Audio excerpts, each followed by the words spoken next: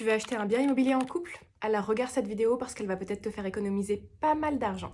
Si vous êtes concubin, pacsé ou même marié en séparation de biens, sans disposition particulière, votre achat se fait automatiquement en indivision. Et c'est pas toujours neutre pour vos finances. Dans un achat en indivision, ce qui compte, ce n'est pas uniquement qui paie quoi, mais bien ce qu'il y a écrit dans l'acte d'achat. Sans précision dans l'acte, les quotes-parts correspondent aux apports qui sont réellement faits. Mais certains actes peuvent indiquer une répartition à 50-50, d'où le risque.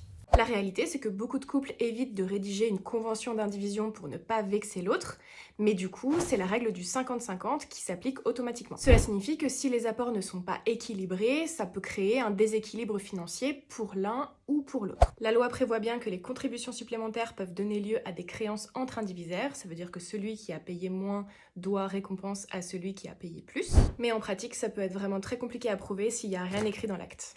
C'est pourquoi la situation peut devenir très conflictuelle quand il y a une des deux personnes qui veut sortir de l'indivision. Et vous allez peut-être penser que l'autre n'a pas le choix et que de toute façon vous devez donner votre accord pour sortir de l'indivision, mais une des lois fondamentales de l'indivision, c'est que justement, personne n'est contraint d'y rester. Donc acheter en indivision n'est pas une situation neutre, elle est même qualifiée de plutôt précaire, et c'est une situation qui peut présenter des déséquilibres si jamais les apports ne sont pas précisés par écrit. Donc l'important est de comprendre comment la loi fonctionne, et aussi quelles sont les conséquences générales qui peuvent se produire. Si tu veux plus de contenu pour comprendre les mécanismes financiers et pour reprendre le contrôle sur ton argent, abonne-toi. Je poste tous les jours ici.